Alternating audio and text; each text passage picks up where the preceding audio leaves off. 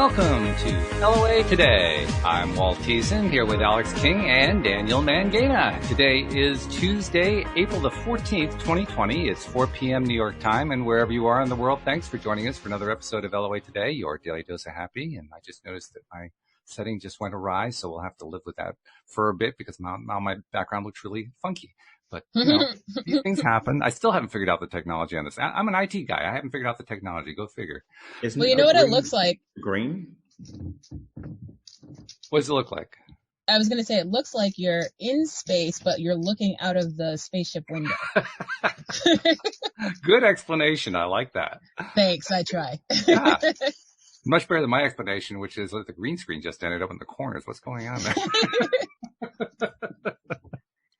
I too didn't have as an exciting an explanation as Alyx, but I'd say we go with the exciting one. That seems more bountifully fun. I like that one. Yeah, you know, I like the idea of looking outside the spaceship, especially now that we're entering an era. People are actually dreaming about going to Mars these days, which is really wild. One of my friends told me he's going to be taking the first rocket to live on the moon in 2024. Yeah. I was all right. Well, you know. There's a rocket in 2024. That's what he's saying. He sent me links and everything. I was like, okay. Could you send me those links? That would be interesting to look at. I got to dig deep into my Instagram, but I will find them for you. Please, I would like to know the statistical probability of my visiting the moon in my lifetime. Yeah. Oh, he's not visiting. He's moving there. I think that'd be cool. Mm-hmm. Yeah, I mean, I think it's great. Personally, I'm not going anywhere, but, you know, all the people are going to right go for it, you know? Hey, I'm all right with that. I'll be streaming from space. That's right, yeah. The internet 3 to 5 second delay, but, you know, we can live with a 3 to 5 second delay. They'll be closer to the satellite than we are. Yeah, that's what I was going to say. The satellites I'll be waving at the satellites, transmitting the data to you back on Earth. Coming to you live from outer space. Talk about time zones. He'll be in a different light year. Yeah. How do I know what time it is? Have you ever wondered how so obviously we do our dates and our times around the sun and the moon. Yeah. So on Star Trek, how are they calculating the star date? Like, what's the star date based on? What does a star date mean? Tell me what star date 124968.7 means. Exactly. and on Battlestar Galactica, centons, are they seconds? And seconds, are they based around seconds? I don't watch either of those shows, so I don't know what to tell you. A centon sounds like a 1/100th of a minute kind of a thing. I mean, that's what I assume because it's got the word cent in it. So, you know, 1/100th would kind of make sense. But I don't know what it is. I think they just made it up because it sounded cool. I think the newer Battlestar Galactica, the remake that they did, was interesting. They did something really different, and I thought it was cool based on anyone who's looked at the alternative ideas for where life on Earth came from. Would find that a very interesting show, the way it turned out in the end. And the old school Battlestar Galactica is just 60s sci-fi, man. Like you can't beat 60s sci-fi. 60s and 70s sci-fi is just cool, especially when they did like the later series where they actually made it to Earth, and then you've got like space technology and stuff on Earth in the 70s that now is like normal technology. It's like it's a telecom. It's a really big mobile phone. Like we are in the future. Okay, I'm stopping my geeking. I used to be a Trekkie, and I have to say that one of my favorite scenes from an early Star Trek was where Dr. McCoy ends up on Earth in the 21st, 22nd century, something like that, and is absolutely pulling his hair out over this primitive medicine that they're practicing in that era. He's from much further in the future, you know, medical position, so to speak. And he ends up in a hospital, and as they're trying, I don't remember what they're trying to do. They're trying to do some sort of thing to rescue somebody and save the Earth or something like that. But at one point, he moves past this woman who's waiting to be treated in the hospital, and she recognizes him as a doctor and says, "Doctor, I can't get any help here." He says, "Well, what's the problem?" She says, "Well, they're trying to get me onto the dialysis, but, you know, I can't even get onto the dialysis schedule. And he rolls his eyes, says, dialysis, what a primitive culture. Hands her a pill and walks off. She takes the pill, is cured of all of her kidney problems. She's jumping up and down. Oh, the doctor cured me. The doctor cured me. Is that the one where they came back to Earth to get the whales because they needed the whale song? It might have been that one. Yeah, it might have been that one. That was a fun one. Yeah, but it was. And then Spock's on the train like New New York or whatever. That was a good one. I might go back and watch those again.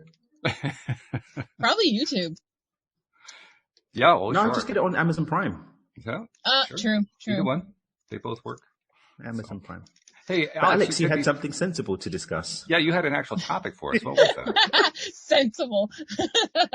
Other than me living my sci-fi, living out your sci-fi fantasies. The geek just came out quite happily. It's okay. Nerd it up. It's fine. Nerd it up. But yes, today's my subject was dreams. Dreams. Dreams and dreaming and dreamers alike. Dream. Dream. I should have done that. Wow, you're going back to the 50s. I mean, you're really just moving back there. It's amazing. What can I say? I'm an interdimensional being that just moves through time like this. You're good at it too, and you're fast. Yeah. He's quick like a bunny. Last geeky comment about that. Did anyone see the film with Kevin Spacey where he said he was an alien? Yes. And he was in the mental institution. Yep. And they were like, prove it. And then he was like, I'm going to travel faster than the speed of light. He goes, I'm back. Do that again. Okay, I'm back. That was a great movie. Totally underrated. Totally. We'll leave talk of actors that shouldn't be spoken of. Ooh, forgot about that. Yeah. I just remembered. Yeah. Darn you and your talent and then your dark side. The debauchery. Yeah. Alleged debauchery. Was he convicted? I don't think not yet. I believe so, no. Then it's alleged. I hold faith that he may not be a kiddie fiddler. We'll see.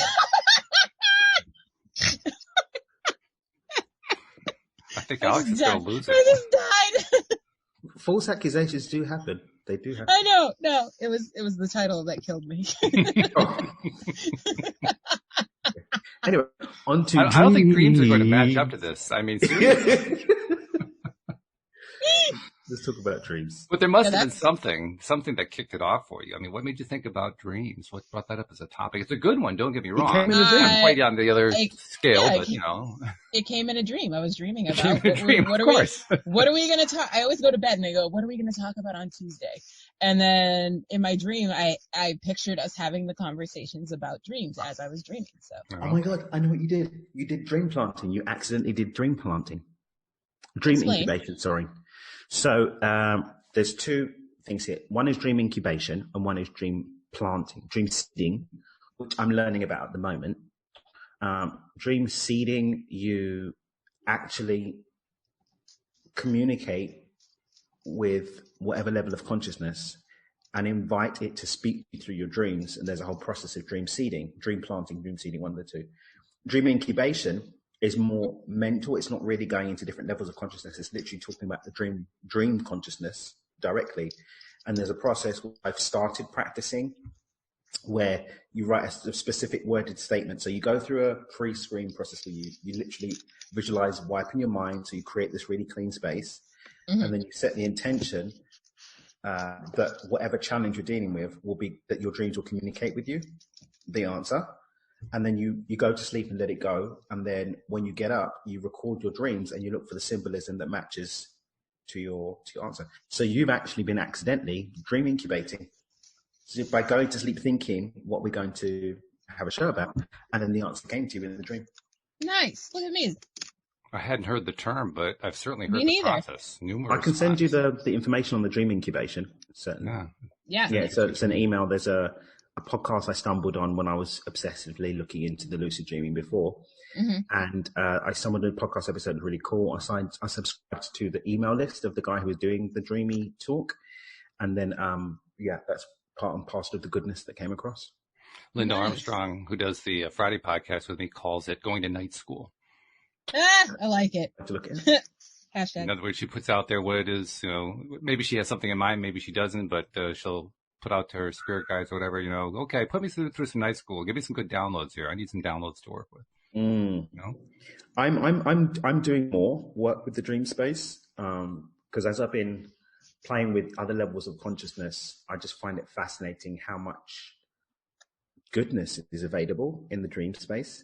Mm. And then from the reality transurfing work that I'm doing at the moment, one of the postulations is that dream experience is actually another level of actual existence. So your it's like another strand of your consciousness expansively, just like we have our conscious awareness, we have mental bite. There's almost like an astral expression of you that has entire different lifelines that it experiences at the dream level of consciousness. That's why we experience ourselves in different forms, in different skin, in different situations in the dream space. Just as we have alternate lifelines here in our physical life, we have them in our dream lives too. So some really, really, really cool, fun diving around I'm doing with that now, finding the links between the two, common threads, seeing where that pulls in, using it for healing. It's really, really cool, fun stuff. Really nice. Fun stuff. So you're putting stuff out that you want to have happen, or are you just kind of open to whatever comes through, or what's your intention? So right now, like I said, I'm Luigi Chambra, who's one of the lucid dreaming coaches for the Monroe Institute, who basically, like Robert Monroe, pioneered a lot of this consciousness stuff. Mm-hmm. My obsession really started after I did a couple of podcasts with him, one for one of my programs and one for my actual podcast that I haven't put out yet. But he's just really excited about it. And so I want to dedicate myself to it properly. So I've got it on my to-do list to really dive deep. I want to do like an in-person retreat or something, like spend a week really diving deep on it. But for now, I've got a few practices I'm playing with just to explore. Getting the feel of things of it. Yeah. Mm-hmm. So, but I plan to dive deep with it and like go full on lucid dreaming, because you can create visceral effects in your three-dimensional world. Because there's, Dr. Joe has shown through his research things done, and also Bruce Lipton I would actually say Bruce Lipton even more, to be honest, the biology of belief that our biology is deeply affected by what's going on in our mind. And the dream space can have really profound effects on the mental arena. So if you literally consciously go in and change things in your body, for example, in the dream space, it can have a deep rooted shift in the belief system, which can have a follow effect on the body. And that's where you can explain the link between people healing themselves with lucid dreaming and actually experiencing a physical healing, but also the same for manifestation, I think. Very cool. Yeah. It's a fascinating subject in general. I like the idea that you're just kind of exploring it. You don't really have any agenda in mind. You're just trying to. And have you gotten any cool insights or anything out of it? Yeah, there's been a lot of, even down to, because I think I said to you guys, I'm doing like a deep series of therapy work on NLP, hypnotherapy, and timeline therapy. Okay. And so much unresolved stuff is coming up. Ooh. But I'm seeing even directions on where to work from the dream and from recurring patterns in the dreams. Nice. It's been very, very, very fun. Just watching it, like, when you start paying attention to what's coming up in the dreams, making note of it and so on and so forth, and they say, hang on a minute, I've had that same theme has been coming up. So there's one been coming up with me about my high school, like different dreams, but in the same building. Me too. Like, and have you had a thought about what it means for you, or you just paid mind to it? I always assume I'm dreaming about certain people from high school because I need to get in contact with them. Okay, well, that's a powerful agreement to subscribe to. Yeah. And have you been contacting them? Well, I'm always in contact with them via Facebook. So, but I do check in on them like, hey, you doing all right? I'm not going to say, I had a dream. Are you okay? Like, I'm not going to freak people out, Up until a couple of years ago, I had a little bit of contact with high school friends, but it's interesting. My sister is still like friends with all her best friends from high school. Yep. I didn't really have like friends. I was I had people that I walked to school with, but they generally kind of just allowed me to walk to school with them. I know the feeling. It's like, I remember there was this one guy, I'm not going to call his name out, but I think he kind of only walked to school with me because otherwise he would have been walking to school by himself. So you got a default friend. I got a default friend, and there was one that I thought was my friend. The time that I was heartbroken is that there's one guy that lived literally, so my road was here, there was a road across, and his was that road there. So, and we'd walked to school in, like, our first year. Once we discovered we lived close to each other, and I thought, oh yeah, he's my best friend. And then he was talking about his best friend, and it wasn't me. Oh. And that's when I was like, oh, I see, I do not have a friend here. Well, you still have a friend. Just not your best friend, but you can have multiple best friends. I wasn't. Oh, buddy. I was the person you walked to school with. So it's like, okay, cool. Oh. It was interesting because my sister's best friends with the people she went to school with still to this day. But so we moved to this area in my last year of, I think we call it junior school. I don't know what you call it because it's not quite middle school. Yeah, it's junior high over here. Yeah. So when I was 11, what thing are you when you were 11? 6th grade. 6th grade. So yeah, when I was in 6th grade, we moved to a new area. So I had my 6th grade in a new area, partway through the year. My sister was in 5th grade, so she had 2 years in the school. So she made friends. So when she moved to high school, she had 2 years of building up relationships with the people. Yeah. She went. So she's been friends with them basically since she was 10. Yeah. With the same people. Whereas I was bullied at that school, so I didn't have any friends. So then when we went to the high school, I was like, okay, so. Poor buddy. Long story short, I don't really have any high school friends. So I actually thought that was actually part and parcel of what the dreams were having me do. Go back and deal with that situation because I've grown. I'm really not the same person from that time. But there's stuff that's probably not been resolved. So I'm just going in and dealing with blame, anger, resentment and stuff around those relationship dynamics. Also, high school was a big fork in the road for me. So yeah, that's what I think has been coming up for me. That's interesting. A couple of points that you made there are really interesting to me. First of all, I had very much the same experiences as you had. I could count on one hand the number of people that I could really count on as being friends. And the number of people later on that I wanted to talk to was down to 2 fingers. Dang. So I'm the only one enjoying my high school reunions. Is that what we're saying? I'm never going to go back. Wow. The funny thing, Walt, I used it to really fire me up. So I got the head teacher's prize. I was on the honours roll of my school. I got senior prefect. And I deliberately got the prefects. I went for it more because even like one of the teachers was like, oh, he's never going to get it. Hold on, time out. Prefect is a real thing? I thought that was just a Harry Potter thing. No. We have prefects and then we have senior prefect. What is a prefect exactly? A prefect is like an honoured student who's trusted by the staff to support them in like managing the students, basically. Oh, like, snitch. Okay. No. Not snitch. Is it basically the same role as in the Harry Potter books? Yes, same role. Without the magic wands. Okay. It's exactly the same, but I was the head prefect. Oh, okay. So that's the equivalent of head boy in Harry Potter. I was head boy. I was head boy. So it was really because I was the first black person on the honours roll ever in the school's 100 and something year history. Wow. Senior prefect as well. So wow, which wasn't difficult because there weren't really any black people. I say it like it was like a thing, a big thing, yeah. But it really wasn't. It's like statistically, but I've still got the claim. But yes, it's the same as Harry Potter, basically. Cool.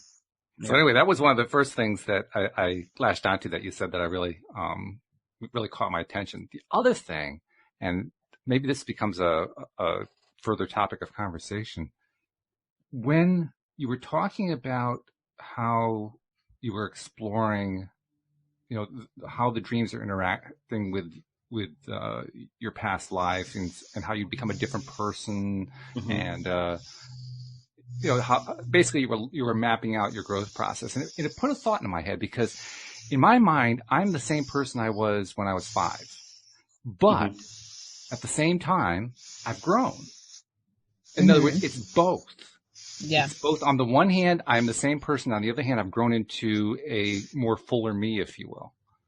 And so I'm wondering, from your perspective, is that part of what you explore when you're doing dream explorations? I would say to some extent, yeah. Okay. Definitely. But the thing is, I hear what you're saying about being the same person, but I've done work deliberately to completely remake myself. Mm-hmm. So I've gone in with the intention of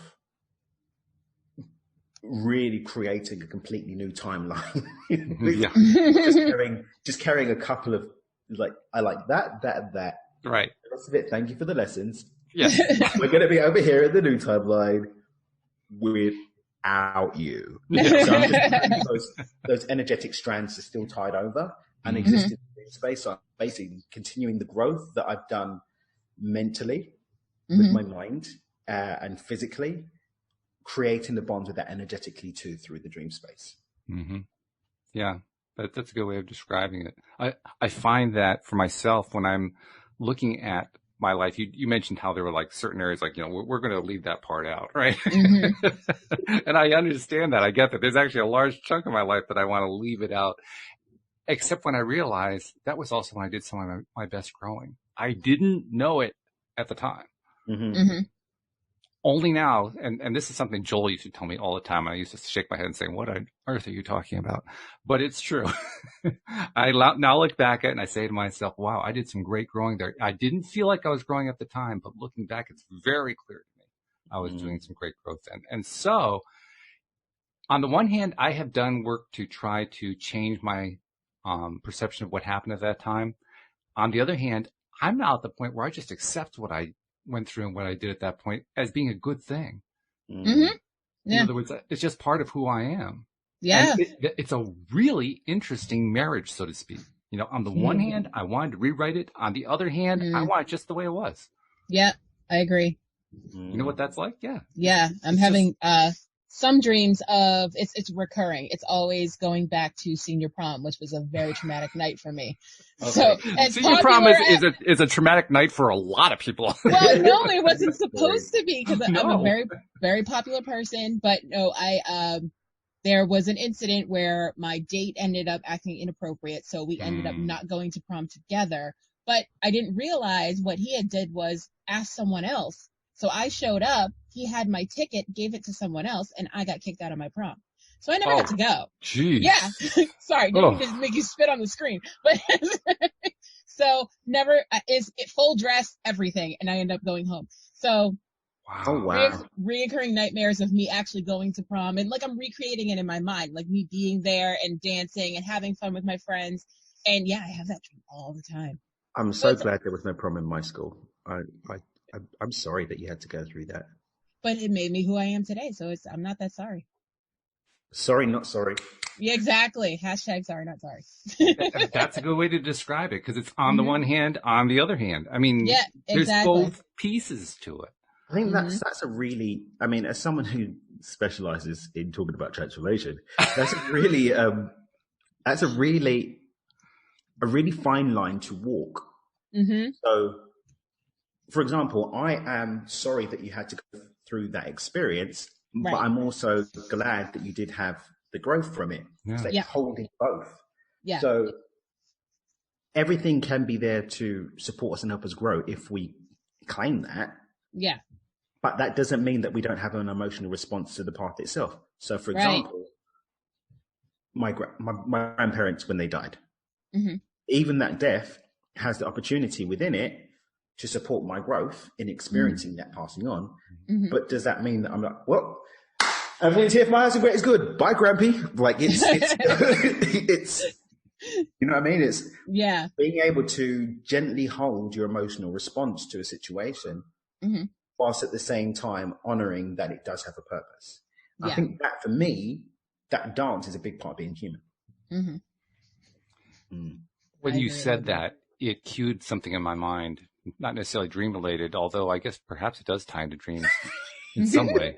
But you mentioned your grandparents dying and what your reaction was and response was and so forth. And it reminded me of when my uncle on my mom's side died back in the early 1980s. He contracted a form of cancer and passed from that. And the reason it's so meaningful now, as I think back on it, is My last conversation with him was by phone. It was within days of his passing. And he had been very much on what at the time we called a health kick. But health kick? Yeah.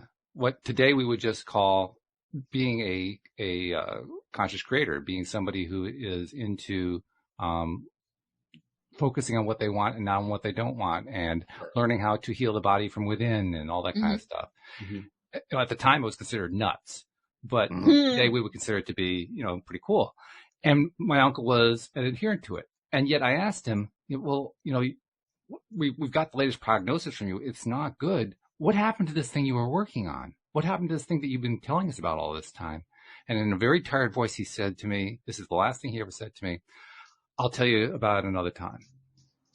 Wow. Yeah. Deep. And that stuck with me. Yeah. I mean, literally talk about dreams. There were times that would come up in my dreams. And I think I kind of used it as a way to kind of discount anything that was related to positive thinking, because I'd taken some positive thinking. I took the Anthony Robbins Unlimited Power course, and, I'd done some other stuff like that, but I was also discounting it and saying, well, this stuff doesn't really work. And that would be one of the ways I'd reinforce to myself, well, it doesn't really work. It didn't save my uncle, did it? But now that I look back on it today, I say to myself, he was really onto something. He maybe hadn't learned how to totally integrate it, but he was definitely onto something. So I may have thought it was crazy at the time. Today, I'm grateful to him for having given me that early exposure to it. Now, how did that play out in my dream life? I can't tell you exactly. I don't remember all my dreams anyway. Most of them I just kind of skip. But I do know that at times it has played a role sometimes in, dreams often, they seem like they don't make any sense. Like, that's the context I'm thinking of. Like, that would pop up. I think, what on earth does that have to do with this other thing that I'm dreaming about? But it would still pop up periodically. And I guess I'm saying this just to point out, I don't really know what dreams mean necessarily. I guess a lot of it has to do with what meaning we attach to them. But for me, the meaning isn't so much in what the dreams are. The meaning is what I got out of it. Yeah. Because what I've gotten out of it is, wow, I have an uncle who was onto this stuff before anybody else. How cool is that? That's the reframe, right? That's the claim of reframe. Well, not even reframe. That is your framing. It is framing. You've chosen to see this whole situation through the empowered viewpoint of, hey, I've got this point of gratitude. And I think in terms of managing transitions into empowering lifelines for ourselves in our world, a big thing that supports us being able to do that is being able to look at a situation, and whether automatically because we've trained ourselves to do so, or consciously as we're breaking the habit of doing something else, claim the gift in it. And again, that for me, that the dance of being an expansive human is, okay, I am sad. I had a lovely uncle who was there for me. We got on really well, and he passed. However, in his passing, I had this beautiful gift. Yeah. And I can either focus my attention on the part of the experience where he passed, or I can focus my attention on the beauty of the time that we had together and the gift that came to me in that time. And doing that without bypassing, and doing that without suppressing and pushing stuff down, but genuinely accepting the whole situation and claiming that for me is mastery. That's a very good definition too. I like that. Definition and description all in one. So now, okay, so Daniel and I have been kind of jumping in on your topic here. How does this affect your thinking about why you brought the topic up in the first place? Have we given you ideas, Alyx? Yes, I actually had a question. Okay. Have either of you had dreams where you're pretty sure that someone who has passed had brought that dream to you? 100% true, yes. My father. Daniel? Yeah, your father? My father, within about 2 months after his passing, because I wanted him to. What was the dream? We met, I don't know exactly where it was. It was a college campus on a hill, but what college, I have no idea. But it was a college campus on a hill, and we met on the sidewalk next to the campus and had this long conversation. We hugged, we talked, we touched. The touching was more real than anything I've ever experienced in a dream before. And before it, I was in a pretty good place. After it, I was in totally at peace. Totally. Everything was just, I mean, it was literally, I missed my dad. I wasn't grieving. I actually did, believe it or not, I did all my grieving before my dad died. Very strange experience. But I did all of my grieving before he died, and it shocked the hell out of me because when he died, I realized I was done. I said, how can that be? I don't understand. I thought you were supposed to grieve afterward. But Not no, always. I had done mine before. But nevertheless, there was a little piece of me that said, yeah, I just kind of miss talking with my dad. Especially since my dad died from complications due to Parkinson's, which means it affected his mouth, which means he couldn't talk very well the last few months. Oh. And I missed being able to talk with him when he could still talk, when he could think clearly and all that kind of stuff, which was a few years back, And I was just kind of missing that and saying, I really want to have another conversation with my dad. And that's when I had the dream. Yeah. But there's something that comes up from that, Walt, is that you've almost experienced, to some extent, what I would say that grieving is. Grieving is the process of getting from where you are in pain to accepting what is. Yeah. And you got to the space of accepting what is in advance of what was to come. Yeah, just not the normal order, that's all. Well, who's to say what the normal order is? Well, not normal for me anyway. Yeah. So when your father did pass on, you'd already accepted that he's going to pass on. And you'd had the process, you'd gone through the process of coming to terms with what is, because so then you didn't need to go through the process of having to come to terms with what is, because you'd already done that. It's also strange too, because they talk about how there's 5 stages of grieving. And I don't remember what they all are. And I did them backwards. I did them out of order entirely. So apparently there's nothing normal about the way I grieve. There's nothing normal about the way I grieve either. I grieve instantly. Instantly? Instantly. Okay. What does that mean? Within 24 hours, I'm like, well, that sucks. It is what it is. I don't grieve at all. Like, because I accept that everybody's going to die. Right. That's how I feel. I don't even have like the initial kick. I'm like, okay. I'm more feeling bad for other people. Like they're like, "Oh my God, Grandma died," and I'm like, I feel bad that sucks. they don't. I feel bad that they're making a thing out of something that was going to happen anyway. Especially if like someone was ill. It's like, yeah, but we kind of knew that was going to happen. I feel like Larry David. A lot of the time. When it comes to like, people passing, I feel like Larry David. So like my last grandparent to pass was in her 90s. She'd had a really good inning, and everyone's crying, and I'm like, she's 90. She's in her 90s. She's been here a while. She's had some time. She's been ill a little while now. Yeah. At peace. Yeah. So when it's kids and stuff like that, I'm like, oh, that's a bit, bit of a rough one. But at the same time, we know not the day nor the hour. So yeah. And also, since that's become a lot stronger as well, since I really, really actually genuinely started to believe with alternate timelines and everything happening now, I'm like, I wonder what meat suit they're in now. Yeah. Facts. That's a good question. So like, well, that was a short run, but the game continues. Moving on. Now, do you find that's an Asperger's trait? Because I feel like it is.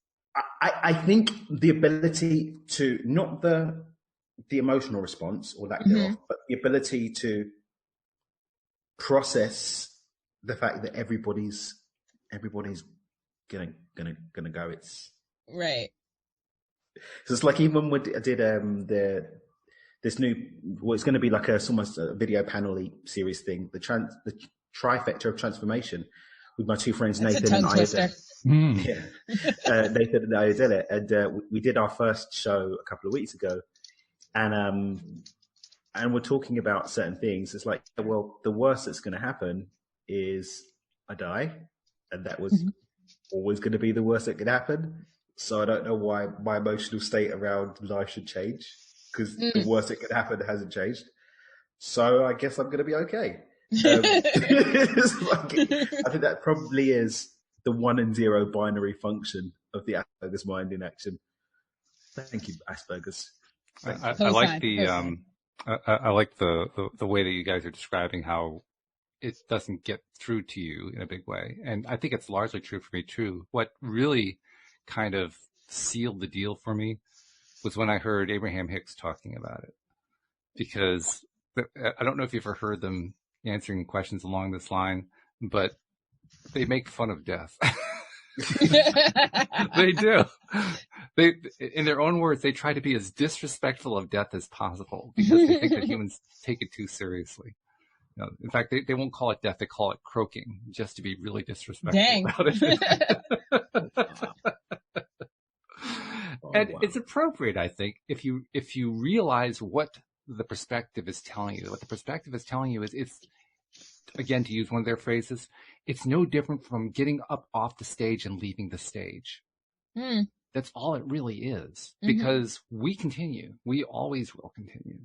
That's in the nature of being source energy. Source energy doesn't get destroyed. Source energy continues. We are source energy, therefore we continue. It's all, it's a direct continuation that goes on and on and on. And according to some psychics, apparently we've chosen to incarnate multiple times. I was told, my wife and I were both told that we had, I think we had together some 1,300 lifetimes. Those are just the ones together. And I'm thinking, boy, were we busy. I mean, holy. Yeah. I think my first experience with meeting someone that was consciously aware of ongoing loops of relationship was my friend Tom. The first time we met in physical form, we knew each other through Facebook because we're in a group together and we'd had some exchanges and he seemed really cool. Then we met in person and he walks up to me and he goes, Dan, he goes, I'm Tom Crass. Just wanted you to know that you and I have been reincarnating as best friends for the last 5,000 years. Speak to you soon. And walked off. And I was like, sounds legit. And that's what I was like, why does that sound legit? I've never had a conversation of that type ever. And as he said it, I was just like, okay. All right. Cool. That works. And now we've actually had evidence that's come up over time. Things that I've been obsessed with, like I've got an obsession with Knights Templars, the Crusades, ancient Rome, the Mediterranean. There's certain parts of the world that I feel called to, and I've never discussed this with anyone, and I didn't realize why. And then the first time was when he started talking about certain things. I was like, well, that matches up with the thing I'm obsessed with. And actually, over time, over the last few years, he keeps, and I'm not giving him a checklist, and he couldn't research this anywhere. Things that he speaks about where he's like, I've had clear visions of you and I, best friends in this situation, in this time, in this situation, or in this time, this part of the world. I'm like, fuck, he's literally ticking everything off the list here. Like, goodness. And the one that freaked me out the most, I did a matrix reading, a matrix chart reading with my friend Lena. Really cool. If you guys want, I'll hook you up. It's really, really dope stuff. Yeah. And remind me, shoot me a message. I'll connect you up with Lena. She's really, really cool. Okay. And one of the things that came up was, she said, well, there's a past life thing, being a crusader. And one of the reasons why you're so averse to conflict in this life, and I didn't tell her I'm adverse to conflict. One of the reasons why you're so averse to conflict in this life is because in other lifetimes, you have literally imposed your will on people at the point of you're going to kill them if they don't fall in line. And so I was like, all right, cool. Sounds a bit strong, but I was like, oh, well, I do have an obsession with Templars and Crusades. Who knows? Cool. Even really whack films to do with that. I just love them. Even really, really rubbish movies. I still have to watch them. And then I did a pineal light session and I had this whole past life scenery of being a crusader. And I just thought, it's probably just following on from the session I had with Lena like a year and a half before, maybe just the residual thought of it. I didn't think much of it. But I said, let me ask Tom. So I was like, Tom, have you ever had anything about us being in the Crusades? He goes, I don't get a hit on it. I was like, all right, cool. Never mind. Left it. And then half an hour later, he sends me a picture of an 11th century Crusader sword. And he goes, I just realized I bought this in Egypt 30 years ago, and it's just been sitting in my loft. I didn't know why, but I just felt called. I was walking through a market and I felt called to buy it. And just now I remembered. And he goes, I guess we probably were. Wow. That's crazy. That's very cool, though. Yeah. Well, I guess then you must have enjoyed the Dan Brown book. Da Vinci Code, because that had a Templar theme to it. Yeah, I'm obsessed with everything to do with anything to do with the cup, Holy Grail, anything to do with Holy Grail. When I watched the film Kingdom of Heaven with Orlando Bloom, I was like, my heart was in this space the entire time. Anything to do with that. And then, but I specifically got a really big ping when at the end, what's his name? Jeremy Irons' character says, "Oh, we're going to go to Cyprus and try our luck in Cyprus." And then I remembered how I had this really big pull when I went to Cyprus. I went to go and do some work in Cyprus a couple of years ago. I was like, I love it here. Why do I want to be here? It's like, it's not anything amazing about it, but Cyprus, and I've had the same in Malta as well. So I probably was sort of bouncing around as a crusader. But yeah, I'm obsessed. I've always been obsessed with swords since a child, and sword fighting and wanting to make swords and own swords and stuff like that. So yeah. It sounds to me like then we're drawing a definite connection between dreams and the dream state and what I'll broadly call psychic phenomena, for lack of a better term. Yeah. I'd say so. To some extent, definitely. I mean, for me, all of the levels of consciousness all have some connection between them.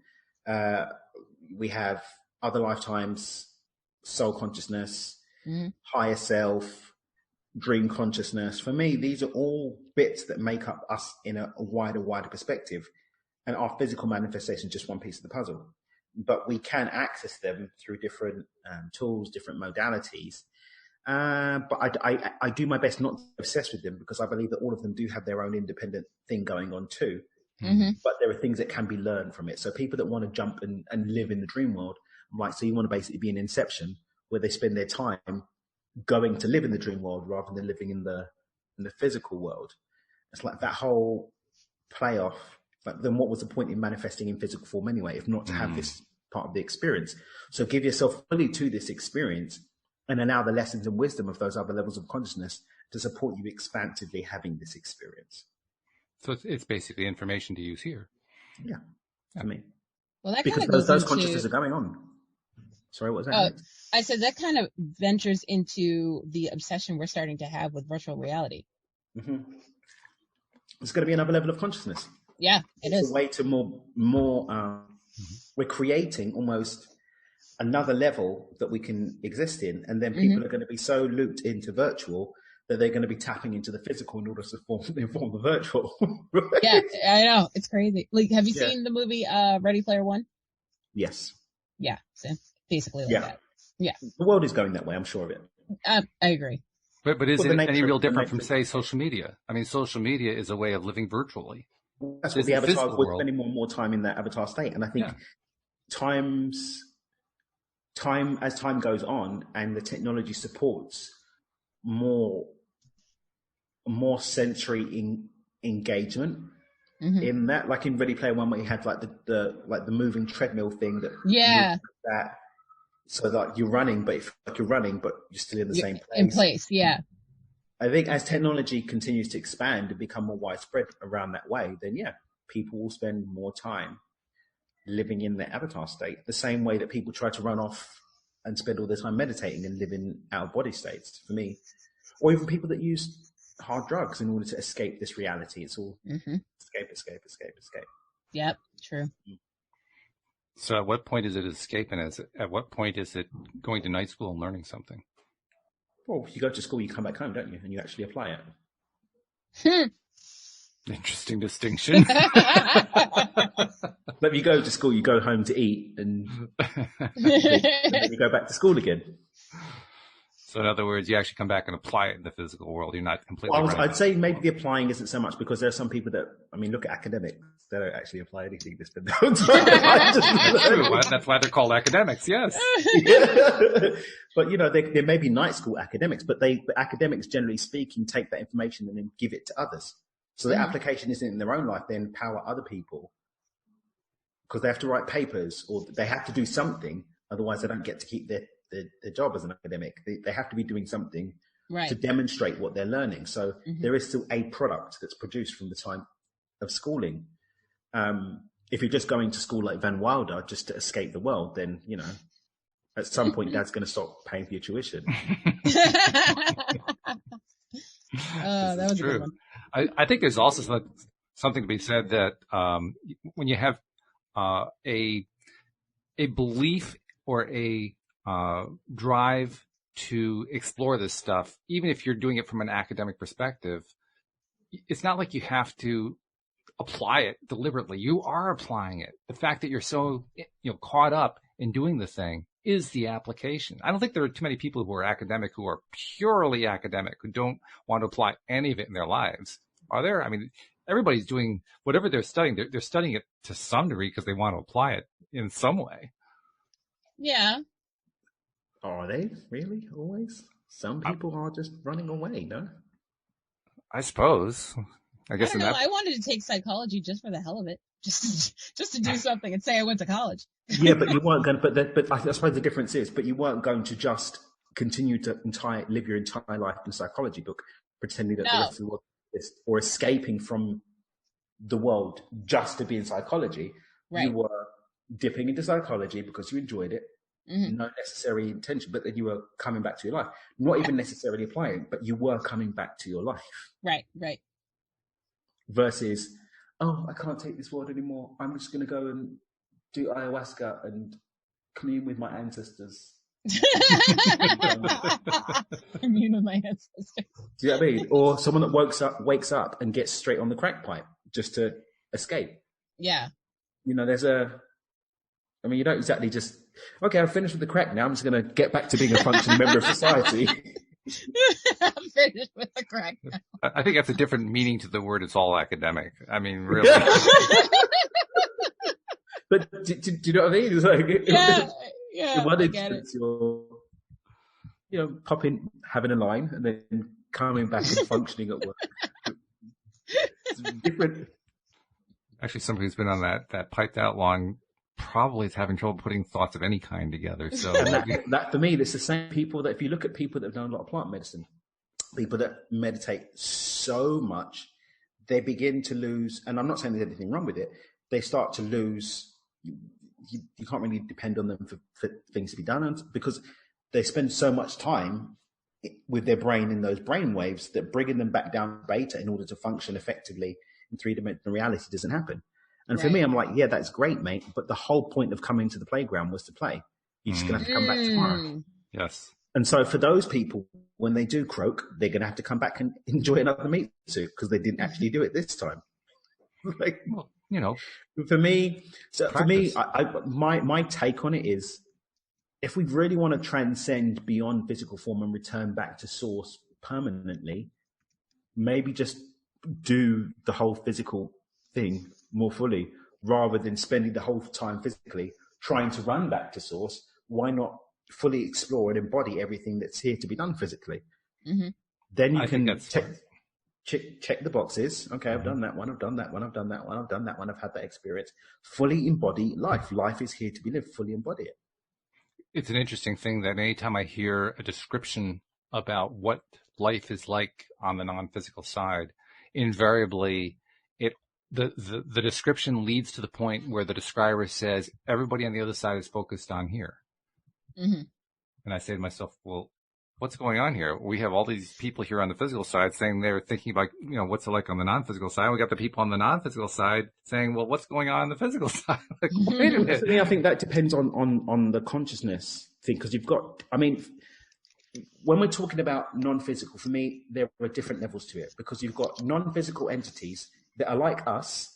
They're subject to polarity, but they operate at a level of density that we don't engage with our senses. So if you look at the universe and reality, the three-dimensional perspective that we engage with our senses is like that compared to that. If you look at light, for example, the rainbow against the rest of it it's really, really small. So the way that we express energy as humans, for want of a better phrase, as matter, is at this level of density. But then you tweak it a little bit, and you've got, for example, electricity. You've got all these other things. You've got the nature. Tweak it a little bit more, and then you've got other things. Now, there are entities, fine experience, personal, physically experience, as well as secondhand experience. They are like us. They are individual egoic entities, but they just don't operate at this level of density. So if we want to start talking about UFOs and extraterrestrials and so on and so forth, that's what we're talking about. They just operate at high density. Now, people that are engaging with, other life forms and blah, blah, blah, for me, some of them really just generally that. That's a very different thing for me to those who have passed over. Having passed over is a different thing to being an entity that operates on a different level of density. When you passed over, you've basically, this particular piece of the experience, the physical bit, disappears. I love Bruce Lipton's description. He talks about the broadcast being consistent, the broadcast of consciousness, and then the TV screen that it's being broadcast through changing. So that's the meat suit that we use. Mm-hmm. So that switches over to another meat suit. But just like us, even those entities are still in this karmic run of going through experiences in the bid to return back to source. So if we're talking about other entities, they can't fully experience everything that we do as humans because they don't have the senses to do that. The same way as humans, we can't experience everything we do in virtual reality. That's why when we started going back to even the Battlestar Galactica thing about where humans came from, well, that it was actually just higher levels of higher intelligences that were doing an experiment, creating their own virtual. And that's where we got this. And so their run to come down to engage with humanity is part and parcel of that whole thing of experiencing that creation that's been done, almost coming into this virtual reality. It's fun. It's an adventure. Now, there's different things that support that, but that's a completely other conversation. But in line with what you're saying, Walt, if we're talking about other entities which don't have the physical form that allows them, for example, to enjoy Kentucky Fried Chicken, right? That's a very, very different thing to my granny who's now broadcasting through another TV screen. Does that make sense? So when people say what you're talking sorry, it doesn't. It makes sense to me.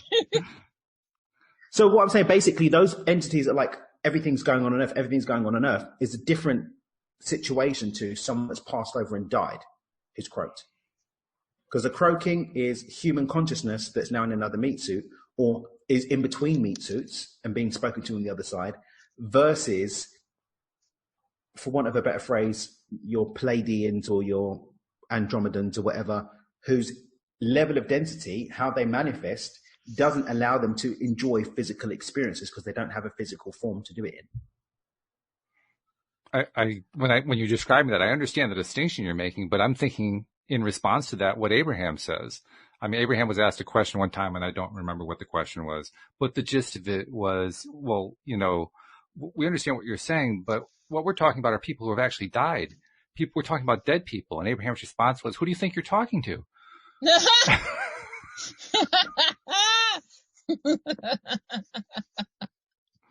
In other words, what makes you think that they're two separate groups? Yeah, but the thing is, once you get beyond the speed of light or beyond physical form, everything's one big clump that's looked at a bit differently. This whole separation idea that we are so obsessed with happens at this level of density, though. So when you start getting beyond this story and seeing things in the grander scheme, everything is just energy. There is only one thing that's expressing itself in different ways, but we as humans are so obsessed with this separation that we're even killing other manifestations of the same thing and saying different to you. All that means to me is that we can be vibrating, to use the term, at various levels, and we get to decide at any moment in time which level we're vibrating at. And we can be at one moment vibrating at the super high level, and we can decide later on to vibrate at the low physical level, and we can shift attention whatever way we want to at any given time. Is that what you're driving at? But that's levels of consciousness, I would say. Yeah. Okay. I would say that's different level of what you're explaining there for me personally, is the different levels of consciousness, some of which we're more deeply able to embody in physical form and some which we're not. That's why people do practices like meditation in order to get further out of the body, why people do plant medicine and other things to get even further out of the body, because once we are grounded in manifesting in human form, then those anchors here do create more of a resistance to experiencing those other levels. So with the dream state, we have to go to sleep, generally speaking, to access it. We can't lucid dream like this. We're awake now. We go to sleep in order to access the dream space. Okay. I still don't see what the distinction is, but that's fine. I'm just missing it, whatever it is. It's not a big deal. Maybe there is one. Here's what I'm going to do. I'm going to make it really simple. I'm going to take a moment to take a break, and then we'll come back and we'll see if we can, iron it out in the last minute of the show. Okay. I mean, that's the best solution I can think of at this point. So, and I did want to get 2 messages in today. First of all, I mentioned yesterday, that we're doing a little promo. We've got a post on Facebook and the LOA Today page that we're using to promote. And I'm looking for, people who are listeners of the show to share comments about why they like the show. Hopefully they like the show. That's why they're listening to the show. I'm presuming that they like the show, and that's why they're listening to the show. So if you are one of the people who is listening and is enjoying it, we want you to go and make a comment. We love the sharing. That's great. Liking is great. All that stuff is great. But I'm really looking for the comments because I want new people who are seeing this post, because we're going to promote this post and we are promoting it, to see what people who are currently listening to the show think about it. Mm-hmm. And that's the best way that they can actually see it quickly. And we have gotten, since my request yesterday, we have gotten people who have made comments, and thank you to those of you who have commented. I'm looking for a whole bunch of them, so I want more comments on there. So listeners, please just take a moment, go to the Facebook page, just leave a comment. It's the first post on the page. I got it pinned, so it's the very first post at the top. And just share with people who are new to this, what do you want them to understand about why you like listening to LOA Today? Mm-hmm. Because I really want to reach out and get more and more people aware of what our program is about. And if they see a post where there's actually a lot of involvement, I think that kind of gets you into the mode of, well, maybe I'll pay a little more attention. What is this thing anyway? As opposed to one that doesn't have a whole lot of activity. Oh, we'll just kind of skip that one. Yeah. So yes, please help us with that. And then secondly, if you're not yet a subscriber, obviously we want to continue that message. Please become a subscriber. Go to the homepage of our website, loatoday.net. And at the top, you'll get instructions on how to become a subscriber. If you're not subscribed, most of you are, which we love. I mean, most of our people are subscribers and they're loyal and they keep listening and we just love them. They're just wonderful. Also check us out on YouTube. And Alyx, you're the person who gives the YouTube spiel. How do they subscribe on YouTube? How do you do this on the days I'm not here? I make it up as I go along. I was just wondering. Okay, so literally, I open my mouth, stuff starts to come out, and then I stop at some point. That's literally it. Well, that's you all day, every day. It's got nothing to do with our subscribers. So you got that figured out. I'm glad that you understand me. That I do. So what you want to do is go to YouTube, search LOA Today podcast videos. And once you see our smiling faces, click down below at the red subscribe button. Next to the red subscribe button, there's a little silver bell. Make sure you click all so you will always be notified when we are live. See, she does it so much better. I need her on the show 5 days a week, don't you think? Just you so want I can to just clock in at like 4:55 every day and just pop back out? And now our special guest. Like, oh, hold on, Alyx is here. We got to do the promos. All right, bye. I'll pop in for like 30 seconds. That'll be cool. That gives us an interesting perspective for what we were talking about before, Dan. Okay. So we basically did this whole distraction thing and, did these promotional messages and so forth. So bring that back to the vibrational space. Look, first of all, let's point out how high the vibration has gotten just by doing that promo, because we're laughing, we're feeling good, so we just raised the vibration up anyway. Mm-hmm. But more to the point that you were trying to make, I think, maybe I'm not getting this, but I think what you're driving at is, because there are these different levels, it's almost like they are different levels of living, so to speak. They're different levels of perceiving reality. I'd say that's a great way to look at it. Okay. Because right now, we're human, physical. We go to sleep. We can be a dream space. We meditate. Then we may be an out-of-body space. If you have an out-of-body experience, you're having another experience. Okay. And I guess the question that's still in my mind is, do you feel that we can focus on any one of those at a given moment, at a given instant? Or do you believe we can focus in multiple places at a given instant? I think we're limited with our physical brains in what we can do. But when we step a bit wider into who and what we are, we can access more of it. And there are tools that people use to access those, some hacks that people use like plant medicine in order to access others of those, but they can all be accessed. And how about those who are currently in non-physical form, in the spiritual form, so to speak? They don't have the physical body aspect. Right. So are they able to access multiple levels all at the same instant? Well, they're more fully embodied in one of those levels because they don't have the physical form. Mm-hmm. So the physical. But I'm wondering where they pay attention is what I'm asking. Where is I couldn't say I've never been there. I can't say I've never been there. All I can talk about is logically speaking, they don't have a physical body, so that bit is out of the it's out of the equation. You don't have a physical body. So Kentucky Fried Chicken is something that you can think about. Maybe you can write about it or write poetry about it, or even philosophically think about, or maybe even do a reverse psychic reading and ask them for a description. What? Yeah, it's like if you, like, for example, when speaking to your father, you could ask him, "Hey, Dad, what's it like on the other side?" And he can describe it for you in a language that you can understand. But that's a second-hand experience. It's not a first-hand experience for you. All right, so let me ask you this then. This is a story that comes from Abraham Hicks. Mm-hmm. It's a story that Esther tells in the guise of speaking for Abraham. Mm-hmm. And the story goes that Esther was out behind her house one evening, late afternoon, enjoying the beauty of the evening and enjoying, the lush greenery and the sky and the sun and the temperature and the gentle breeze, the whole thing. Mm-hmm. And as she was standing there enjoying that, she had this sudden insight. She said, "Abraham, is that you?" And Abraham replied, "You caught us looking through your eyes, smelling through your nose, hearing through your ears, enjoying what you're enjoying." Mm-hmm. So my question is that experiencing it vicariously, or is that experiencing it directly because they're sharing the senses? Well, look at possession. If you look at possession, which is a measurable phenomenon that's happened in some instances, then you have a non-physical entity operating through a physical body in order to have a physical experience. And they would claim that they aren't possessing her, they're just sharing the sense, but it's kind of parallel. Senses, possession is the same thing. It's just one we've got a darker perspective on and one we've got a lighter perspective on. But if you look at it at its raw data, what's happening here, what's happening there, it's exactly the same thing. Okay. So to answer the question is it firsthand or is it secondhand? Well, it depends on how you describe possession, because for me, that's possession. By choice and by invitation, but still possession. So is possession firsthand? Is that what you're saying? I don't know how I'd place that, to be honest. Okay. I get stuck at the possession bit, and I've never thought of it really. But now that it's presented to me, I'm like, well, that's possession. Do I call possession first hand or second hand? I call it possession. There's a philosophical argument to be had around whether it's first hand if you're observing it through another consciousness. Well, there's a barrier. The first hand is you're experiencing it. You're using someone else's senses, but there's still a filter to your experience. Well, since you did a nice little dance round, I'm going to do a nice little dance round too and say basically it doesn't matter whether it's first hand or second hand. The point is they enjoyed it. All right. I like it.